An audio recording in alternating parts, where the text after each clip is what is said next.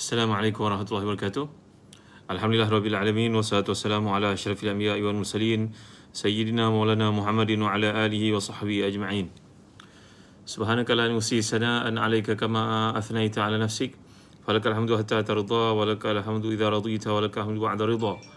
Allahumma salli wa sallim wa barik ala Muhammad wa ala ali Muhammad kama sallaita wa sallamta wa barakta ala Ibrahim wa ala ali Ibrahim fil alamin innaka Hamidum Majid.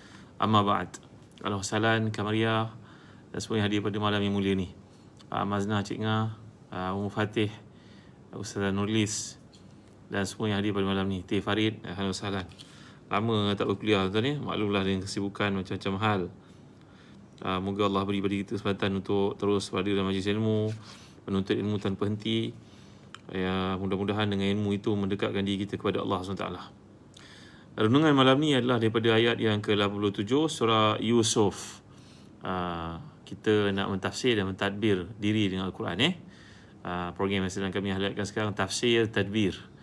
Mana kita mentafsir Quran, kemudian kita mentadbir diri kita sekali dengan kehendak Al-Quran Al-Karim. Bagi seorang engineer memahami Al-Quran, kemudian mentadbir urusan engineeringnya dengan Al-Quran, nak tak? Bagi seorang lawyer, belajar Al-Quran, belajar tafsir Quran, kemudian mentadbir urusan legal kita dengan pandukan kepada Al-Quran. Alhamdulillah, Cik Uraya, Puan Kamisa HMS, alhamdulillah, Rosni binti Qasim, Sida Sahak, alhamdulillah semua yang hadir pada malam yang mulia ni. Nurul Fahidah. Jadi ayat yang saya masukkan ayat ke-87 surah Yusuf. Bagi tuan yang memiliki tafsir Ibn Katsir, tolong buka jilid yang keempat, muka surat yang ke-614. Bagi mereka yang memiliki tafsir Ibn Katsir yang warna biru ni, buka jilid 4, muka surat 614 ayat ke-87. A'udzubillahi minasyaitanir rajim. Ya bani yadhhabu fatahassasu min Yusuf wa akhi wa la tayasu min rauhillah innahu la yayasu min rauhillah illa alqaumul kafirun. Wahai anak-anakku, pergilah kamu, maka carilah berita tentang Yusuf dan saudaranya, dan jangan kamu putus asa dari rahmat Allah. Sungguhnya tidak putus asa dari rahmat Allah melainkan kaum yang kafir. Ayat ini berkaitan dengan kehilangan Yusuf AS, dan kemudian puluh tahun selepas itu hilang pula adiknya bernama Bunyamin. Alhamdulillah, Puan Kamisa, Faizah Hanum, barakallahu fikum, Safina Yusuf, alhamdulillah kepada semua yang hadir. Kemudian kehilangan dua orang putera Nabi Yaakob ni sungguh menggoncangkan hati baginda. Walaupun Nabi Yaakob adalah seorang Nabi utusan Allah SWT, tapi sifat manusiawi ada dalam diri setiap kita, menyebabkan Nabi yang mulia ni masih sedih amat sangat. Jadi dalam konteks kita yang kita pelajari sekarang adalah sifat raja' dan juga khauf. Raja' maknanya mengharapkan, khauf maknanya takut. Contohnya, tuan-tuan dimuliakan sekalian, seorang anak yang menghadapi peperiksaan penting dalam hidupnya. Peperiksaan penting sangat. Tuan-tuan, katalah percubaan SPM yang sedang anak-anak kita lalui sekarang.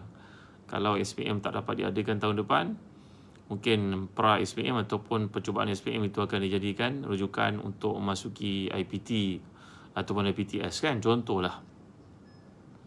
Maka si anak ni belajar bersungguh-sungguh, tapi la haula wala quwwata illa billah, la samahallah wala qadarullah. Pada malam pemeriksaan itu dia demam, sakit dan tak dapat mengkaji pelajaran, menyebabkan dia tak boleh tidur malam. Akibat dia tak boleh tidur malam itu, keesokan harinya menjawab soalan pemeriksaan pun tak dapat nak memahami dengan baik, dan merasa kecewalah dia selepas pemeriksaan itu kerana subjek yang sepatutnya dia skor itu tiba-tiba dia tak dapat jawab dengan baik kerana keadaan kesihatan yang tidak merangsangkan. Husni Abdullah, Al-Salam Abdul Rahman. Maka bagaimana keadaan anak ini? Dia berada dalam keadaan ketakutan, takut paper yang penting itu dia gagal. Dalam masa yang sama dia berharap, yakin dia kepada guru yang menanda soalan pemeriksaan itu bahawa guru itu kenal dia kesungguhannya, ketabahannya sepanjang tahun. Tapi tiba-tiba pada waktu pemeriksaan itu berlaku satu musibah yang menyebabkan dia tak dapat buat penumpuan dengan baik pada soalan pemeriksaan tersebut. Maka beginilah contoh tafsiran untuk tuan-tuan faham kedudukan di antara raja' dan juga khauf. Raja' maknanya mengharap, khauf maknanya takut. Kata Al-Imam Al-Ghazali dan Ihya Ulumuddin, bandingan raja' dan khauf ni dalam kehidupan setiap kita adalah seperti sayap seekor burung. Bayangkan bagaimana mungkin seekor burung terbang dengan satu sayap saja. Dia perlu kepada dua sayap untuk membolehkan dia menyembangkan diri di udara dan juga terbang dan landing dengan selamat. Maka begitulah tuan-tuan dimuliakan Allah sekalian, dalam konteks ayat yang dibacakan tadi, ayat 87 surah Yusuf adalah menceritakan kepada kita tentang keadaan Nabi Yaakob yang sedang sedih yang amat sangat. Walaupun demikian, baginda Ain Sumayyah, ya, Zaizul Naida, yang Maimunah, ahlan wasahlan bikum. Jadi ada soalan boleh tanya insya-Allah. Mana sempat saya jawab, yang tak sempat tu ampun maaf lah. Jadi dalam ayat ini mengajar kita tentang sifat rajak dan juga khauf, tamsilan yang telah saya kemukakan tadi, seperti burung yang terbang perlu pada dua sayap, dan begitu juga kepada anak yang menghadapi peperiksaan yang telah buat persiapan tapi pada malam peperiksaan itu dia gagal perform dengan baik kerana satu cabaran yang alami dalam hidup. Maka demikianlah tuan-tuan dimuliakan Allah sekalian, Paramex, apa nama ni, ubah nama ni lah, bagi nama elok sikit. Nama menjadi doa bagi kita, letak nama yang baik, Paramex. Rohaya Sapawi, Ma'id Sahih Pituh. Bagi tuan-tuan yang hadir dalam kuliah ni, saya ada kesempatan saya tegur. Kalau Nabi SAW, Nabi tidak galakkan nama yang bukan-bukan. Nabi suruh menamakan yang baik-baik kerana ia menjadi doa untuk setiap kita. Ya, saya pernah cerita pada tuan-tuan dan sahabat, namanya Hazan. Bukan Zahazan, Hazan, Ha Zainun. Kerana Nabi tukar namanya jadi Sahal. Berkat nama yang baru itu, Sahal yang bererti mudah, maka segala benda yang dia buat itu mencapai kejayaan. Dia mengelolakan perniagaan menjadi, kehidupannya serba sempurna, kesan daripada doa yang baik. Maka tuan-tuan letak nama yang elok, yang nama yang bukan-bukan. Baik. Jadi kata para ulama, contohnya Imam Ghazali, seorang muslim yang menginginkan keselamatan di dunia dan juga akhirat mesti berjalan kepada Allah dengan dua sayap, iaitu sayap ketakutan dan sayap pengharapan. Macam sang burung tadilah. Tidak boleh ekstrim pada salah satu daripada keduanya sehingga terjerumus salah satu yang diharamkan. Kerana apabila dia ekstrim dalam ketakutan, keadaan itu menyebabkannya putus asa daripada rahmat Allah. Macam kisah anak-anak Nabi Yaakob yang memang rasa bungkam, bimbang, malu atas sikap mereka cuba membunuh Nabi Yusuf, adinda mereka itu. Kalaulah perasaan itu tidak dikawal, maka tentulah mereka akan menjadi sangat malu dan takut nak berjumpa dengan ayah. Tambahan pula ya, Yusuf telah pun menjawab jawatan yang penting dalam kerajaan, dan mereka pula yang bergantung harap pada Yusuf kerana keadaan ekonomi yang tak stabil itu. Tetapi ayah ini telah menenangkan mereka dengan mengatakan bahawa jangan putus asa daripada rahmat Allah, masih punya peluang untuk diampunkan oleh Allah di atas kesilapan kamu itu. Jadi bila seorang muslim, jangan dia berada dalam ekstrim mengharap ataupun ekstrim ketakutan. Kerana kalau ekstrim ketakutan boleh menyebabkan dia putus asa daripada rahmat Allah. Sebaliknya, kalau dia ekstrim pengharapan, mengharapkan rahmat Allah pun tak boleh juga, sehingga nanti dia akan termasuk di kalangan mereka yang melalaikan ataupun meremeh-temehkan ataupun meringan-ringankan hak-hak Allah dengan anggapan tak apa, Allah Maha Pengampun, Maha Penyayang. Ibarat budak ni tadi belajar, tak belajar sesungguh, tak apa, cikgu terbaik dengan aku, nanti mesti bagi aku lulus. Tak boleh tuan-tuan. Kena kita dalam keadaan rajak dan juga khauf diseimbangkan. Bila nak rajak, bila nak khauf. Maka dengan sebab sikap putus asa, selamat daripada sikap putus asa dan kerugian akan wujud bila seseorang takut dan berharap sekaligus. Takut dan harap ni mesti berjalan seiringan, kata Imam Ghazali. Jadi sifat takut dan harap ni mesti seimbang. Dalam keadaan sakit, harapnya dikedepankan dari rasa takutnya. Sabda Nabi SAW, la yamutanna ahadukum illa wa huwa yuhsinu zan billah. Jangan seorang itu mati melainkan dia mesti baik sangka dengan Allah SWT. Jadi baik sangka dalam arti kata, sekali Allah tetapkan itu yang terbaik buatnya, sakit ke, gagal dalam apa sahaja pekerjaan ke, gagal dalam peperiksaan ke, gagal dalam pekerjaan sehingga dibuang kerja ke, sebagai contohnya, jangan dia memikirkan melainkan yang baik-baik sahaja. Semua ketetapan Allah itu adalah terbaik buatnya. Kerana saya pernah bincangkan dengan tuan-tuan, manusia ni bila diukur dari sudut emosi kemanusiaannya, mengakibatkan dia berkata ini merupakan satu balak, satu musibah. Sebenarnya semuanya baik belaka daripada Allah SWT. Jadi hukum takut kepada Allah ni adalah fardu ain ke atas setiap muslim dan juga muslimah. Kerana Allah telah menyatakan dalam banyak firman-Nya, contoh dalam surah Ali Imran ayat 175, A'udzubillahi minasyaitanirrajim. Fala takhafuhum wa khafuni in kuntum mu'minin. Jangan takut kepada manusia, tapi takutlah kamu kepada aku. Jika kamu benar-benar orang yang beriman. Perlu kita faham tuan-tuan ya. Malam ni memang saya tak mampu nak menghuraikan semua rajak dan juga khauf. Saya nak membawa terapi diri dengan rajak dan khauf ini. Mungkin kita sempat sentuh pada malam ni takut saja. Nanti kita sambung lagi iaitu berkaitan dengan pengharapan kepada Allah Taala. Ayat berkaitan dengan takut pada Allah ni dibawa dalam berbagai variasi. Variasi pertama namanya khauf. Variasi kedua dipanggil khasyah. Yang ketiga Allah juga gunakan dalam Al-Quran perkataan rahbah. Dan Allah juga menggunakan perkataan wajal, wajilun. Mari kita lihat contoh-contoh ni Daripada surah Ali Imran ayat 175 Allah gunakan perkataan khauf. Fala takhafuhum wa khafuni in kuntum mu'minin. Maksudnya jangan kamu takut kepada manusia, tapi takutlah kepada Allah jika kamu benar-benar orang beriman. Itu yang pertama. Lagi kita lihat dalam surah Al-Baqarah ayat ke-40 Allah menggunakan perkataan wa iyaya farhabun. Kepada aku hendaklah kau takut, hendaklah kamu sekalian takut. Jadi digunakan perkataan rahbah pula. Tadi khauf. Mana pula perkataan digunakan khasyah? Khasyah ni kita dapat lihat dalam surah Al-Maidah ayat ke-44. A'udzubillahi minasyaitonirrajim. Fala takhshawun nasa wakhshawni.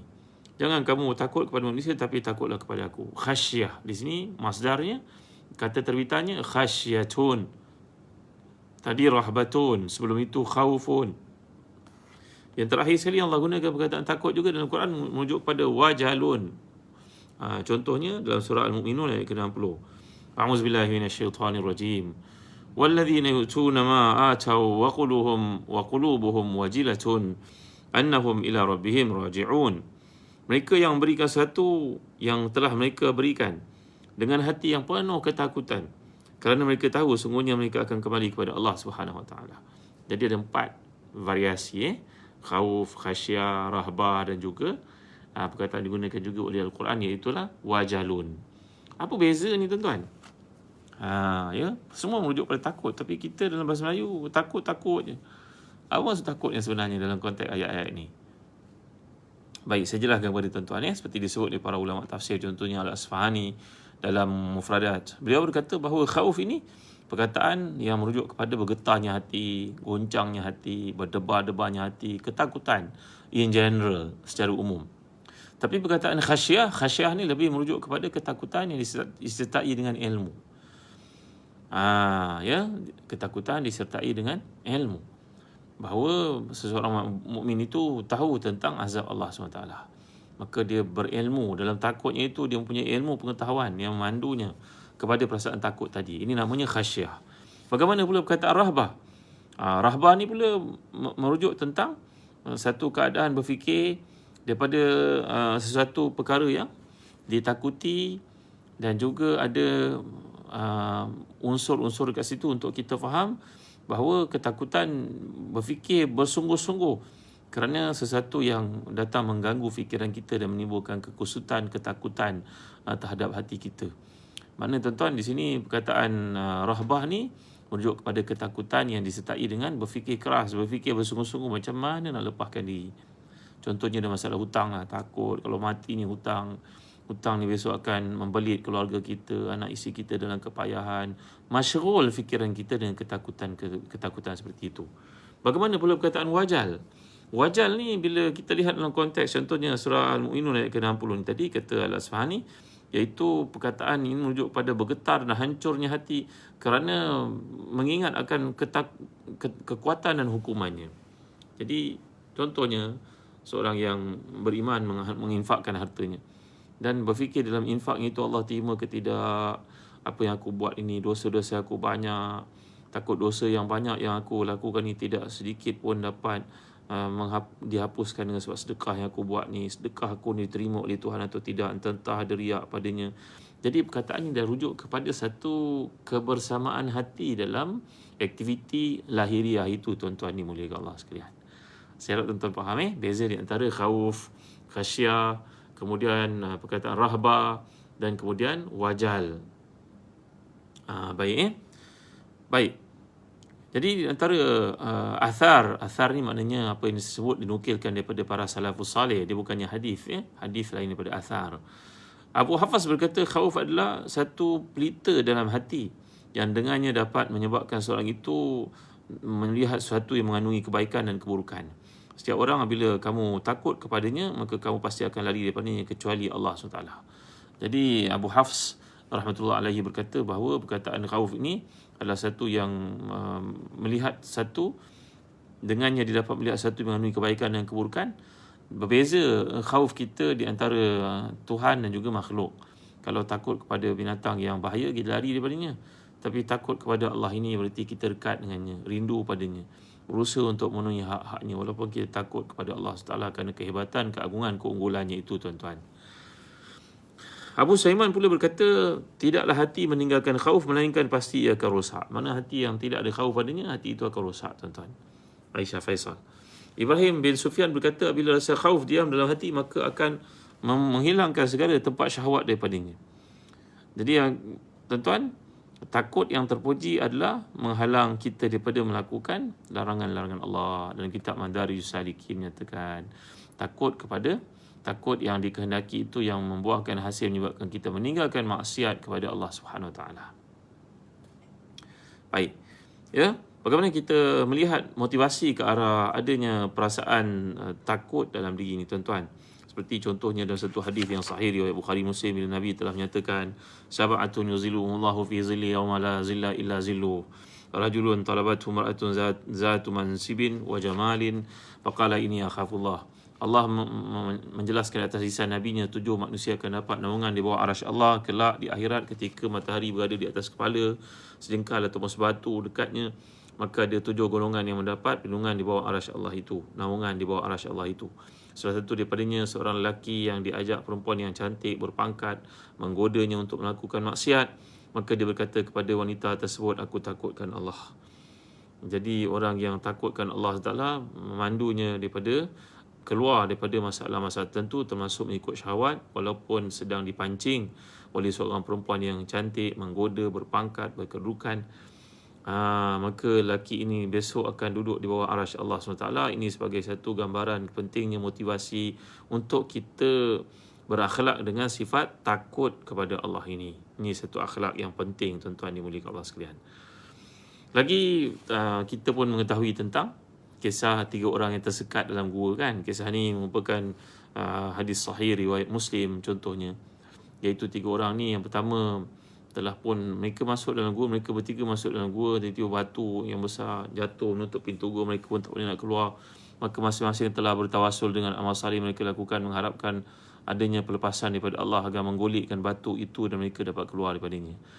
Yang pertama telah pun berdoa kepada Allah dengan mengatakan, aku punya ibu bapa yang sangat aku sayangi, sehari aku bawa pulang makanan, aku tidak akan mendahulukan isteriku, anak-anakku berbanding mereka. Aku akan beri pada mereka dulu, wahai Tuhan. Sehinggalah pada satu hari aku balik lambat, mereka dah tertidur, anak isteriku kelaparan tapi tidak aku pedulikan. Aku tetap berkata kepada isteri anak-anakku bahawa hak ini, habuan ini mesti ayah ibu dulu yang menikmatinya, kemudian baru kamu. Maka aku menanti mereka tidur sampailah ke pagi hari, anak isteriku tidur dan kelaparan. Aku tak tetap berpegang pada prinsip mesti ayah ibu didahulukan. Kalaulah ini merupakan tanda takwa aku kepadamu, wahai Tuhan, maka lepaskan aku daripada musibah ni. Allah menggolekkan batu tu sedikit, tapi masih lagi tak boleh keluar. Tuan tahu kan? Yang kedua, seorang lelaki yang punya sepupu yang sangat jelita. Kita gila-gilakan gadis tersebut dan mengajaknya untuk melakukan zina, tapi perempuan itu menolaknya. Sehingga pada satu hari perempuan tersebut nampaknya terperangkap dengan masalah keuangan.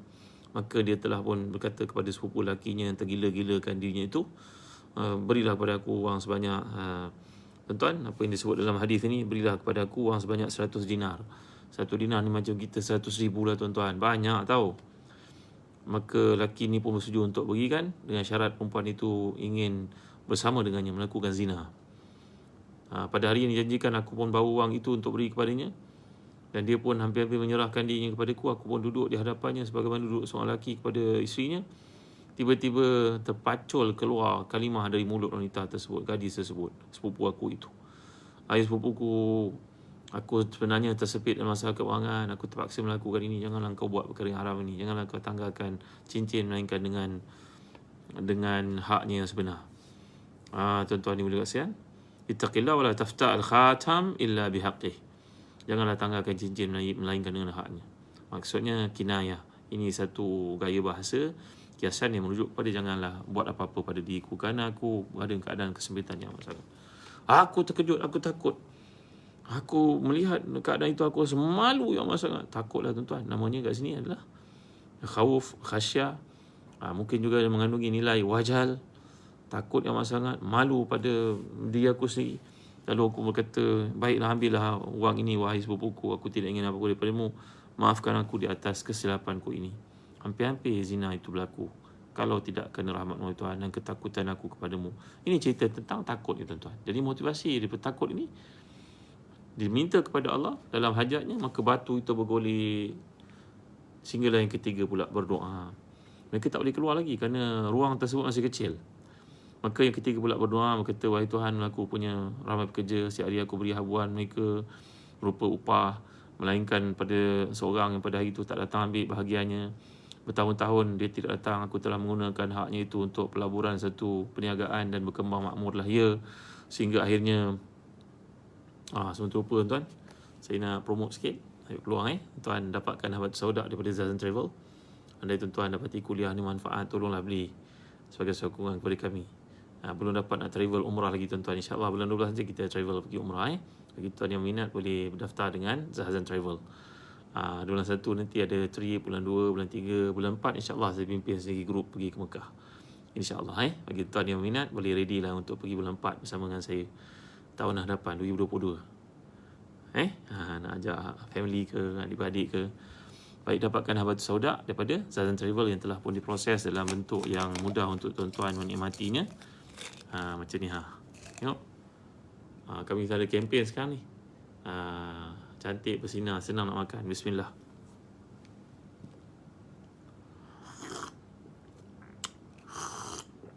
Alhamdulillah. Ramai yang telah menggunakannya mendapati ada kesan-kesan yang baik tuan ya. Ada yang tak boleh tidur malam, dapat tidur malam. Ada yang tak lawas, buai besar buai kecilnya lawas.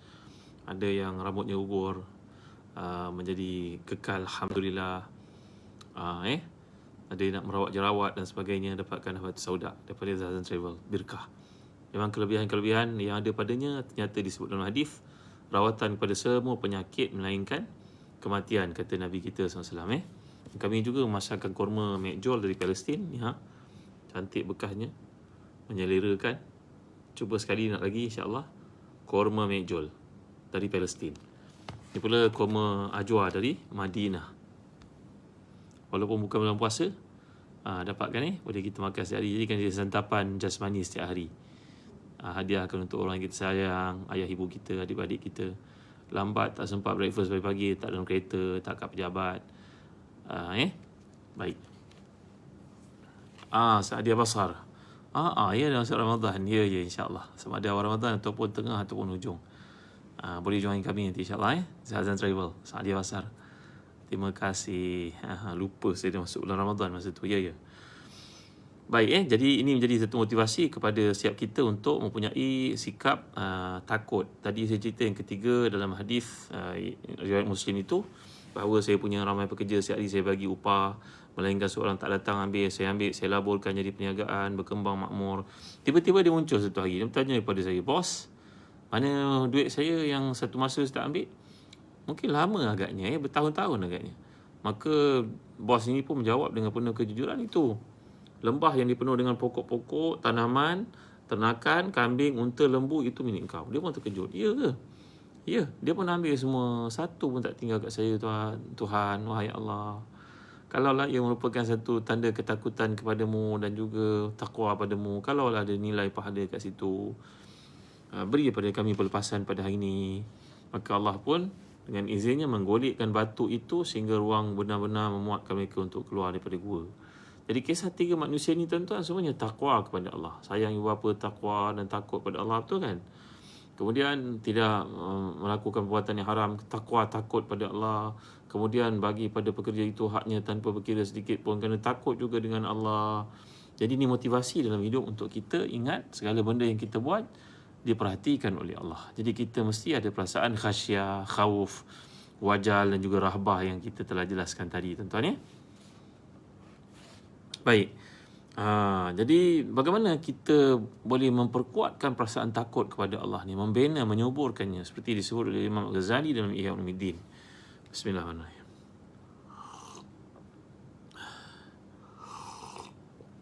Alhamdulillah. Nur Hasiza, ahlan sahlan semua. Tolong share video ni kepada teman-teman yang lain, tolong. Saudara-saudara. Bagaimana nak menjadikan ketakutan kepada Allah ni menjadi, selepas kita dapat motivasi, cerita-cerita yang menunjukkan kepada mereka bertakwa pada Allah ni punya makam yang tinggi di sisinya. Sekarang bagaimana kita nak kukuhkan ketakwaan kepada Allah atau rasa takut pada Allah itu?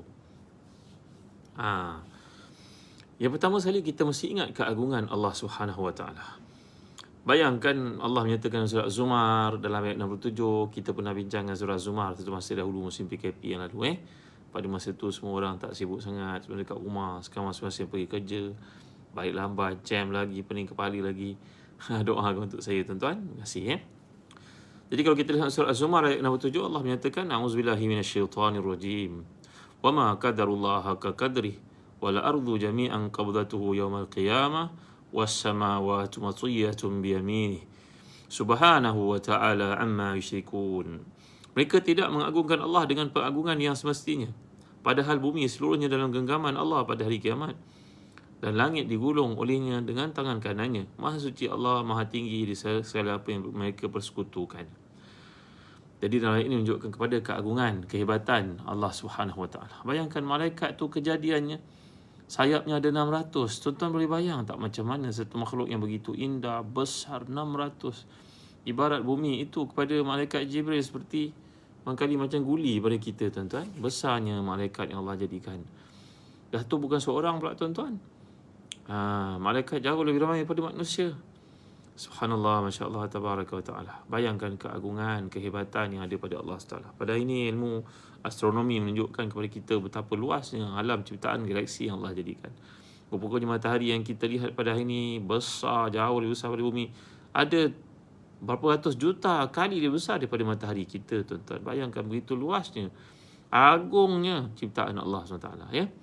Jadi dengan cara demikian, terima kasih Rana Abdullah, kita dapat membangunkan, membangkitkan, menyuburkan rasa wajal, khawf, ghasyah dan juga rahbah, taqwa kepada Allah SWT. Yang kedua, untuk timbulkan rasa takut kepada Allah ni, hendaklah kita mengingati saat kematian. Itu sebab kita dituntut ziarah orang mati. Tengok orang mati, walaupun dulu pangkat besar, berjawatan, orang kata kepada kita tentang dirinya, kalau tak ada fulan bin fulan, bankrupt syarikat tu. Tengok besarnya peranan dia nak gambarkan. Tapi dia meninggal dunia, selamba je, perniagaan jalan macam biasa, tak ada terhenti pun. Ada 10 orang yang lebih baik daripada dia, atau sama baik, sama bagus macamnya. Jadi ingat saat kematian tuan-tuan. Tak ada siapa boleh protect kita tuan-tuan. Jadi bila mengingat tentang kematian lagi, disebut dalam hadis sahih, inna ahadakum aw rajul ya'malu bi amali ahli nar hatta ma yakunu bainahu wa bainaha ghairu ba' aw dhira' fayasbiqu alaihi alkitab fayamalu bi amali ahli jannah fayadkhuluha. Ada seseorang kamu yang kerja di dunianya kelihatan seperti kerja ahli neraka, sehingga tinggal neraka dengannya cuma sejengkal ataupun sehasta saja. Tiba-tiba di hujung hidupnya Allah beri kesempatan untuk dia bertaubat. Allah menerima taubatnya, maka matilah dia sebagai orang yang mendapat keampunan. Masuklah di dalam syurga. Allahu Akbar. Dan ada pula sebaliknya, seorang lelaki yang amalannya macam amalan ahli syurga. Pagi, petang, siang, malam melakukan perkara-perkara amal saleh, tapi takdir di hujung hidupnya menyebelahi untuk Allah SWT jadikan kehidupannya dia melakukan perkara maksiat di hujung hidupnya, maka matilah di dalam su'ul khatimah, maka dimasukkan ke neraka, walaupun syurga pada peringkat awal tinggal sejengkal dia untuk dimasuki oleh ini. Menghayati hadis-hadis macam ni tuan-tuan menyebabkan rasa takut timbul dalam diri kita. Jangan kita jadi maghrur. Maghrur ni apa? Maknanya kita ni yakin sangat, overconfident, bahawa apa yang kita buat ni pasti Allah terima. Jangan gitu tuan-tuan. Dr. Atik Nabulusi pernah menceritakan bahawa maksud rahmat Allah untuk orang melakukan amal salih ni macam budak yang belajar dapat gurusan cemerlang. Ayahnya kata pada dia, nak, nanti kalau kau dapat straight A dan SPM, nanti ayah belikan kau motorcar ni, kereta ni. Tengok kereta ni, mahal kereta ni, 100,000 nak ayah belikan untuk kau. Kau dapat straight A, kau belajar sungguh, ayah bagi kau kereta ni. Maka anak ni pun gembira, belajar bersungguh-sungguh pulun pagi petang siang malam. Maka peristiwa berlaku, dia jawab dengan cemerlangnya, keluar keputusan memang straight A. Tapi dia terlupa. Pada hari dia dapat straight A tu, dia terus pergi ke kedai kereta, tunjuk kat tokek kereta ni, straight A dapat. Itu ayah janji nak bagi kereta. Mana duitnya? Tak cukup tuan-tuan. Sijil itu laku kepada ayah, bukan laku pada pemilik kereta, syarikat kereta. Kena jumpa ayah dulu. Dengan kasih sayang Allah, duit itu dikeluarkan daripada akaun ayah, bayar kat syarikat kereta, baru dapat kereta. Jadi, keputusan yang cemerlang itu tidak melayakkan seorang masuk syurga. Yang melayakkan masuk syurga adalah rahmat Allah. Kerana amalan yang kau lakukan menggamit rahmat Allah. Macam tu tuan-tuan, bagi mudah faham. Hasil Hasan, faham contoh ni? Nanti boleh bawa kepada anak-anak supaya kita faham. Yang ketiga, untuk menyuburkan rasa takwa kepada Allah ni, takut kepada Allah yang berbagai-bagai kategori ni tadi, variasi yang telah digambarkan di awal-awal. Hendaklah kita ingat kubur. Ingat kubur tuan-tuan, pergi kubur. Kubur tu cantik macam mana sekalipun dia tetap tanah, kontang, kering, basah, berlumut, bercacing dalamnya. Lihat seorang yang kaya mati, sama je tempat dengan orang miskin. Kita ni bukan orang kafir. Orang kafir dia ada tugu peringatan, taman peringatan. Ada sungai kabarnya kat situ. Saya tak pernah pergilah tuan-tuan. Ada pokok-pokok, ada kelas-kelas pula. Dia ingat dia boleh beli rahmat Allah dengan cara demikian. Jangan sampai ada orang Islam pula nak ikut cara macam tu tuan-tuan. Tak salah pun cantikkan kubur. Tapi nak mengikut cara orang kafir kena bayar dengan harga yang mahal, seolah-olah macam boleh beli syurga, boleh rasuah malaikat dengan sebab belian kita, wang yang kita bayarkan itu tuan-tuan, sehingga masuk bursa saham pula syarikat semikian. Jangan kita tipu tuan-tuan ya. Baik, ingatlah kubur. Kerana Nabi SAW pernah bersabda, ma ra'aitu manzaran kat illal qabru afza' minhu. Aku tak pernah lihat benda yang buruk, tapi kubur lebih buruk daripadanya. Tak ada benda yang buruk di dunia, melainkan kubur lebih buruk daripadanya. Rumah segala ulat, cacing. Kalaulah seorang itu meninggal dunia, walaupun kedudukannya mulia, duduk tempat yang tinggi, ada penthouse lagi, datangnya dibukakan pintu, tuan-tuan, hadir ke mana-mana, semua nak bersalam, nak ambil gambar dengan dia. Semua itu akan berakhir tuan-tuan. Jangan nyangkakan bahawa seorang ayah yang hebat itu pada hari matinya nak terus kekalkan kursi itu untuk ditinggal duduk kat situ. Tak, baju-bajunya semua habis akan diwakafkan. Dibuang mungkin kalau tak ada orang sesuai nak memakainya. Walaupun di office yang hebat, dia seorang yang boleh tanda tangan cek-cek tertentu, tapi semuanya akan berakhir. Akan ada orang mengambil tempat itu. Tak akan ada orang yang gila akan benarkan untuk seorang yang dihormati itu untuk dikebumikan dekat dengan rumahnya supaya setiap orang dapat tengok kubur sehari. Tak ada tuan-tuan, tak ada. Jadi memandang kepada kubur ni menyebabkan tumbuh dalam diri, timbul dalam hati rasa takut kepada Allah Taala. Ya Allah, kubur ni macam mana Kerana hadis sahih yang lain, Nabi telah bersabda, inna hadhil kubur mamlu'atun zulmatan ala ahliha. Kubur ni penuh dengan kegelapan bagi penghuni-penghuninya. Tengok kubur gelap tuan-tuan, waktu malam. Ada pula orang tinggalkan payung kat kubur tu. Apa kenanya orang dalam kubur tu tetap basah juga, air mengalir padanya. Ada tolong buatkan kemah pula berhari-hari. Ada tolong buatkan pondok pula. Tak apalah kalau tujuan buat pondok itu seperti yang difatwakan oleh sebahagian pada mufti, contohnya dalam fatwa Kerajaan Negeri Terengganu. Kalaulah dibuatkan rumah dengan tujuan elakkan orang untuk menyembah kubur tersebut, melakukan benda-benda khurafat kat situ, maka tak mengapa dipagar. Kubur orang saleh memang dibuat begitu. Di Mesir, di Singapura, di Malaysia pun ada kubur tersebut dipagar. Tak pagar nanti habis orang ambil tanah dia, orang letak macam-macam pisang dan sebagainya. Ya. Jadi itulah dia kubur yang sebenarnya. Jadi melihat kepada kubur, Nabi SAW pernah bersabda, lau aflata ahadun min dhamatil qabri la aflata hadha sabi. Satu hari Nabi menghantar jenazah anak sahabat yang wafat. Anak, budak kecil, bayi lagi. Maka Nabi pun sabda SAW, kalaulah ada orang terlepas daripada himpitan kubur itu, yang terlepas adalah budak kecil ni. Budak kecil tu pun tak lepas juga daripada himpitan kubur. Ya, wahai Rasulullah, ya. Allahu Akbar, Masya Allah, Tabaraka wa Ta'ala. Allah takutnya. Maka Nabi SAW pun mengatakan, kalaulah ada yang terlepas pada kubur, maka budak kecil ni yang terlepas pada himpitan kubur. Tapi dia pun tak terlepas. Bayangkan. Bila kita semua bergerak meninggalkan si mati, 7 langkah, fayatihi malakani syadidan al-intihar, fayantahiranihi wa yujlisanihi fayaqulani lahu man rabbuk man nabiyuk wa hiya akhir fitnatin tu'radu 'alal mu'min. dalam hadis yang sahih riwayat Abu Dawud, Al-Hakim dan sebagainya, nanti bila seorang itu beredar pergi, datanglah malaikat menjerit, memekik, memanggil dengan kasarnya si mati itu dan mendudukkannya di atas lahatnya itu dan berkata kepadanya, siapa Tuhanmu? Siapa Nabimu? Ini merupakan fitnah yang dahsyat dialami oleh si mati. Kita semua tidak tahu keadaan sebenar, tuan-tuan.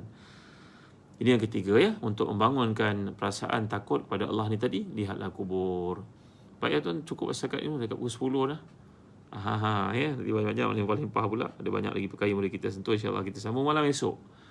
Lagi perkara-perkara yang boleh bangunkan rasa takut kepada Allah ni, dia panggil sebagai khauf. Dan juga kita akan cerita sikit lagi tentang pengharapan. Kedua-duanya ibarat sayap bagi sang burung, supaya burung boleh landing dan terbang dengan betul. Satu sayap saja tidak akan berfungsi, burung tu tidak boleh terbang tanpa kedua sayap. Itulah kita dalam kehidupan. Jangan over sangat pengharapan, dan masa sama jangan over sangat rasa takut. Mestilah seimbang. Bila nak kuat yang ni, nak lemah yang tu. Bila nak sama, kita belajar sama-sama, tuan-tuan ya, dengan panduan yang dikemukakan daripada ayat, daripada hadis yang Nabi SAW menceritakan. Kita orang Islam ni punya ilustrasi ataupun roadmap yang cukup jelas untuk kembali kepada Allah. Setiap kita akan kembali kepada Allah. Macam yang hebat sekalipun kita dengar talqin sampaikan, dah berakhir kehidupan wahai fulan min fulan, tak ada lagi kelazatan dunia wahai fulan min fulan, kau tinggalkan di sini kau Allah Tuhan sayu syahdu dengar, tuan-tuan Jadi moga Allah beri kepada kita peluang untuk sentiasa bertaubat dan menyesali buatan-buatan yang kita lakukan, dan meneruskan kehidupan dengan penuh rasa keagungan, mengagungkan Allah dan rasa takut atas dosa yang kita lakukan. Seimbangkan keduanya, barulah hidup ini menepati lunas dan landasan yang ditunjukkan oleh Rasulullah SAW. Jangan lupa dapatkan Sahadat Birkah daripada Zahazan Travel dengan klik pada Zahazan Travel. Dan jangan lupa dapatkan korma ajwa dari Madinah dan korma mekjol dari Palestin. Tuan-tuan jangan lupa juga walaupun sekolah dah mula untuk anak-anak kita, dapatkan buku ni Kem Bersari Salat. Cikgu-cikgu, Ustaz-Ustaz tolong dapatkan daripada Telaga Biru. Order online saja. Ini penting sangat untuk membetulkan salat anak-anak kita. Kem Bersari Salat tahap 1, tahap 2. Anak kita kalau kita repair daripada sekarang, tunjukkan cara sembahyang yang betul, tuan-tuan, nanti sampai ketua sembahyang yang tak sah, tuan. Nabi perhatikan para sahabat, Nabi tegur, wailul lil aqabi minan nar. Celakalah orang yang basuh kaki tapi tak sempurna, masuk neraka nanti. Wail maknanya celaka baginya, neraka baginya. Baik, tuan ajar anak kita salat. Kelebihan buku ni kalau tuan-tuan lihat, ada dari sejawi, ada gambarnya. Kemudian kat hujung ni yang paling best sekali, ada checklist untuk pastikan kefahaman anak-anak kita. Mari kita buat sesama. Berapa orang di kalangan kita yang ajar anak kita untuk mandi junub sebagai contoh. Yang perempuan usianya 9 tahun sudah pun ada besar, sudah pun balik, tapi ibu tak ajar kadang-kadang. Kena ajar tau perempuan. Mari dapatkan buku ni Kem Bersari Salat. Dan bagi tuan-tuan yang anak-anak belum pandai baca, kami di Telaga Biru ada terbitkan buku ni. Bacalah Manjaku, daripada nombor 1 sampai nombor 6. InsyaAllah bila kita dapat menggunakan buku ni, anak-anak kita boleh baca insyaAllah. Banyak ada panduan. Semuanya boleh didapatkan daripada telagabiru.com.my. Tolong pergi ke www.telagabiru.com.my. Buku-buku ni semua ada, order online, nanti kami hantar ke rumah. Sekian tuan-tuan, terima kasih atas kehadiran tuan-tuan. Tolong panjangkan video ni kepada teman-teman lain. Hadiahlah buku-buku kepada adik-adik kita yang ada masalah tertentu. Sebagai contohnya, nak ajak mereka solat, anak-anak mereka solat, nak ajak anak mereka membaca. Jadilah orang yang baca. Sekian, terima kasih. Saudara Azman Muhammad. Kita tamatkan dengan suratul Asr tasbih kafarah. Bismillahirrahmanirrahim. Wal 'asr. Innal insana lafi khusr illa alladhina amanu wa 'amilus solihat wa tawassaw bil haqq wa tawassaw bis sabr. Subhanakallahumma wa bihamdik asyhadu an la ilaha illa anta astaghfiruka wa atubu ilaik. Alhamdulillah rabbil alamin, wassalatu wassalamu ala asyrafil anbiya'i wal mursalin sayyidina Muhammadin wa ala alihi wa sahbihi ajma'in. Allahumma ighfir lana dhunubana wa liwalidina warhamhum kama rabbana shighara wa li jami'i masyayikhina wa li jami'i ashabil huquq alaina minal muslimina wal muslimat al mu'minina wal mu'minat bi rahmatika ya arhamar rahimin. اللهم أحسن عاقبتنا في الأمور كلها وأجرنا من خزي الدنيا وعذاب الآخرة. ربنا لا تزغ قلوبنا بعد إذ هديتنا وهب لنا من لدنك رحمة إنك أنت الوهاب. اللهم إنا نعوذ بك من البرص والجنون والجزام من سيء الأسقام. اللهم إنا نعوذ بك من زوال نعمتك وتحول عافيتك وفجاءة نقمتك وجميع سخطك. ربنا آتنا في الدنيا حسنة وفي الآخرة حسنة وقنا عذاب النار. وصلى الله على سيدنا محمد وعلى آله وصحبه وسلم. Tuan-tuan, insyaAllah mulai hujung bulan 11 ni saya akan adakan kuliah khas untuk mereka yang minat, namanya tafsir dan juga tadbir. Tafsir dan tadbir ni akan menghidang kepada tuan-tuan bagaimana kita mentafsir Quran dan mentadbir hidup kita seperti yang Al-Quran yang Allah kehendaki. Tafsir, tadbir. Kita seorang ibu baca tafsir, kita tadbir keluarga kita, bantu suami kita. Kita seorang ayah, kita tafsir Quran, kita tadbir kehidupan kita macam Allah kehendaki. Kita seorang ahli politik, kita seorang ustaz, ustazah, tentu lebih lagi kita seorang pemimpin, pejabat, maka kita tafsir dan tadbir di kita dan company kita seperti Allah kehendaki. Namanya tafsir dan tadbir. Jangan ketinggalan tau, Muhammad Zalman, untuk ikut kursus online kami untuk memahami Al-Quran lebih lanjut dalam kuliah yang lebih spesifik. Ikuti bersama perkembangan ni. Tafsir, tadbir. Alhamdulillah, Wali Misbah, Siru ala barakatillah. Terima kasih. Ya, Nisa Osman. Ziarahi www.telagabiru.com.my. Terima kasih Azina. Terima kasih semua yang hadir. Tifarid, kenang daku dan doamu. Sampaikan salam kepada keluarga semua. Sampaikan kuliah ni kepada mereka. Moga-moga ada manfaat padanya seterusnya. Terima kasih Zainal Abidin. Barakallahu fikum. Terima kasih. Terima kasih semua. Mas Najwa, Wan Nulaili. Tak ada soalan nampaknya. Puan Kamisa dari jauh, dari Singapura. Ain Sumaya. Semua yang hadir. Terima kasih Yazid Muhammad. Terima kasih Muhammad Muslimin. Ahlan wa sahlan. Ruhaya Sapawi. Terima kasih semua. Muhammad Adib, jaga diri baik. Terima kasih semua. Jaga diri baik. Ikut SOP. Assalamualaikum warahmatullahi wabarakatuh.